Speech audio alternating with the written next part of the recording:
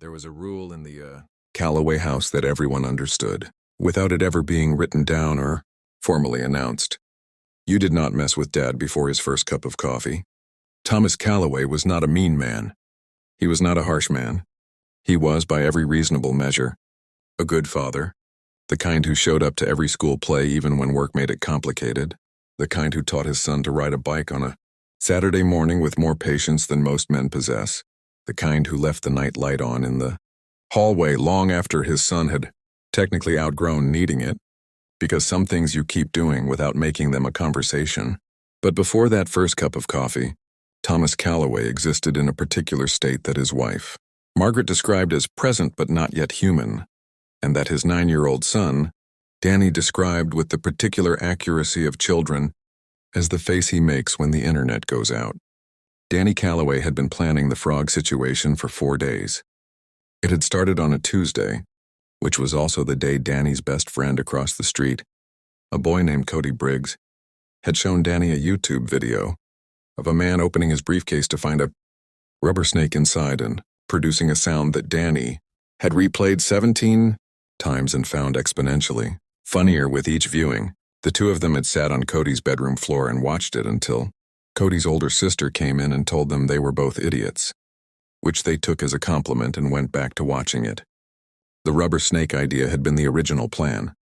Danny had a rubber snake somewhere in his room, a green one with yellow eyes that he had gotten from a birthday party goodie bag 2 years ago and had since used to frighten exactly nobody, because everyone in the house had seen it so many times it had lost all shock value. The rubber snake was not going to work. Then on Wednesday, while walking back from school through the narrow strip of woods that separated Maple Creek Road from the back of his neighborhood, Danny had found the frog.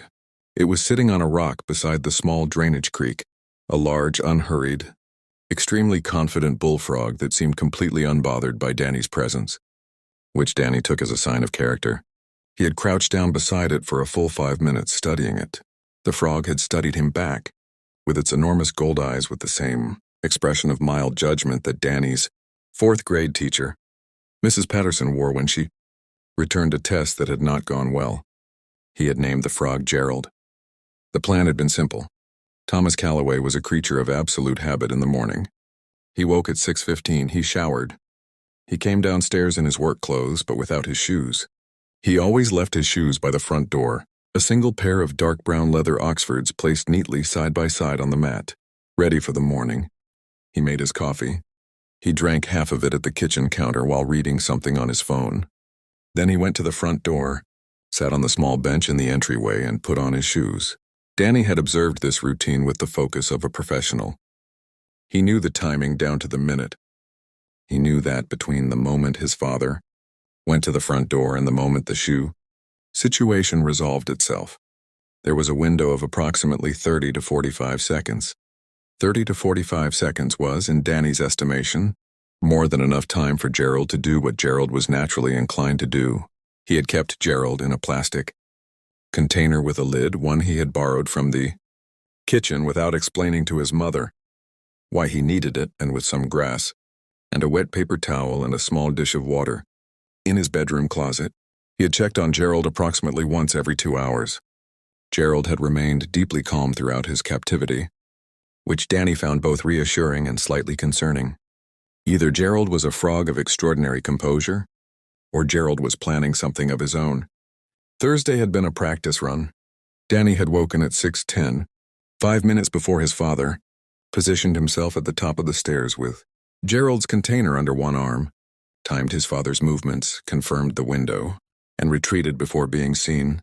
He had taken notes on a piece of paper that he had folded 4 times and kept in his sock drawer like classified intelligence. Friday was the day. He woke at 6:08, heart already going faster than normal. He pulled Gerald's container out of the closet and carried it to the top of the stairs. Gerald looked up at him from inside the container with those gold eyes, and Danny whispered, very quietly, "Okay, Gerald, this is it, don't let me down." Gerald blinked once. It felt like agreement. He waited. He heard his father's alarm at 6:15, 2 soft beeps, not loud enough to wake Margaret, who slept with the dedication of someone who has earned it. He heard the particular sequence of sounds that was his father getting up. The groan of the mattress, the footsteps across the bedroom floor, the bathroom door, the shower starting 3 minutes later with the pipes making their usual sound. Danny descended the stairs on his socks, stepping over the third step from the bottom because it creaked and he had known this since he was 6. He went to the front door. He crouched in front of his father's shoes. He carefully opened Gerald's container, positioned it horizontally near the opening of the right shoe and waited. Gerald considered the shoe. Gerald looked at Danny. Gerald looked at the shoe again. And then, with the unhurried dignity of a creature that operates entirely on its own timeline and answers to no one, Gerald stepped into the shoe. Danny closed the container, stood up, went back upstairs, positioned himself outside his parents' bedroom door, sitting on the carpet, with his back against the wall, and his knees up and his hands over his mouth, already beginning to vibrate with the particular internal pressure of laughter that has not yet been released. He waited. He heard the shower stop. He heard his father moving around in the bedroom. He heard the closet. He heard the particular sound of a belt being threaded through loops, which Danny had always found inexplicably easy to identify. He heard his father's footsteps cross the bedroom floor. Open the door, Danny pressed himself against the wall, and head downstairs. He heard the coffee machine. He heard the particular silence of a man standing at a kitchen counter reading his phone. He heard nothing for 4 minutes, which was the longest 4 minutes in Danny Calloway's 9 years of life on this earth. And then he heard his father walk to the front door. He heard the bench creak as Thomas Calloway sat down. He heard one shoe being picked up. And then he heard a sound that he had not anticipated and could not have prepared for. Not a shout, not a crash, not the cartoon-style scream he had been imagining all week, but a single, sharp, completely genuine "whoa" delivered at a volume that suggested a man who had been extremely startled, but was also, on some level, already aware that dignity was the first casualty of the moment. Then a pause. Then, "Margaret." His mother's voice muffled through the bedroom door behind Danny, somewhere between asleep and awake. "There is a frog in my shoe." A longer pause. Then his mother's voice, clearer now, with the specific quality of a woman who is awake enough to find something funny but has chosen to process it privately. "Is there a large one?" "Thomas." "Margaret, there is a large frog in my shoe, and I need you to appreciate that I am handling this very calmly." Danny had both hands pressed over his mouth. His shoulders were shaking. His eyes were watering. He was producing no sound whatsoever, which was requiring every ounce of physical discipline he possessed. Then his father's voice, different now, quieter, with something in it that Danny recognized immediately even from the top of the stairs. "Danny." Not a question. Not angry. Just his name, said the way his father said it when he already knew the answer and was giving Danny the courtesy of the pause. Danny stood up, walked to the top of the stairs, looked down. His father was sitting on the bench in the entryway, one shoe on, one shoe in his hand, holding it at a slight angle as if presenting evidence. Gerald was sitting on the entryway mat, having apparently vacated the shoe at some point during the proceedings, and was now regarding the entire scene with the same philosophical detachment he brought to everything. Thomas Calloway looked up at his son. His expression was, and this was the thing Danny had not expected, the thing that would stay with him long after the frog and the shoe and the Friday morning were distant. Memory, and his expression was the expression of a man who was working very hard not to smile and was losing. "Did you put a frog in my shoe?" Thomas said. "His name is Gerald," Danny said. His father looked at Gerald. Gerald looked at his father. Something passed between them. "Gerald," Thomas said in the tone of a man making an introduction. "He's very calm," Danny offered. "I've had him since Wednesday. He didn't even try to escape." "Impressive," his father said.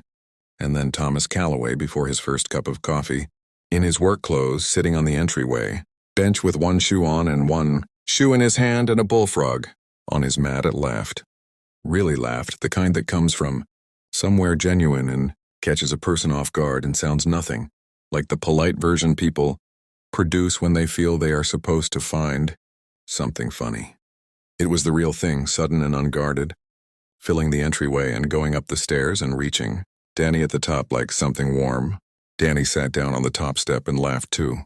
Margaret appeared in the bedroom doorway behind Danny, took in the situation, her son at the top of the stairs, her husband at the bottom, a frog on the mat one, and said, "I'm making coffee," with the composure of a woman who has decided that this is simply her life, and she has made her peace with it.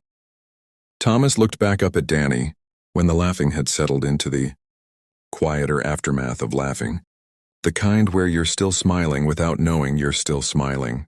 "You planned this," he said. "4 days," Danny said with some pride. His father nodded slowly. The look on his face was not the look of a parent preparing a consequence. It was something else, something that looked, from where Danny sat at the top of the stairs, remarkably like respect. "Gerald has to go back to the creek today," Thomas said. "I know," Danny said. "After school?" "Yeah. And Danny." His father looked up at him with that almost smile still in place. "Well done." Danny Calloway walked Gerald back to the creek that afternoon, to the same rock where he had found him on Wednesday. He set the container on the rock and opened it, and Gerald stepped out with the same unhurried dignity he had brought to every moment of his 4-day adventure, looked once at Danny with those gold eyes, and then moved toward the water without looking back. Danny watched him go. That night at dinner, his father told the story, the whole thing, the shoe, the woe, the moment Gerald had been sitting on the mat looking at him, and his mother laughed in a way Danny had not heard in a while, the kind that made the kitchen feel fuller than it usually did, and his father looked at Danny across the table with an expression Danny filed away carefully and kept. 23 years later, at Thomas Calloway's retirement party, Danny stood up to give a toast. He was 32 years old by then, with a job and a wife, and a life his 9-year-old self would have found very strange and probably boring. He talked about his father, about the patients, the nightlight in the hallway, the Saturday mornings learning to ride a bike, and then he told the story of Gerald and his father, 64 years old, silver-haired, sitting at the head of the table surrounded by people who loved him, laughed the exact same laugh, the real one, the genuine, unguarded one that filled whatever room it was in. Danny recognized it immediately. He had been listening for it for 23 years. Some things you keep, long after the frog has gone back to the creek.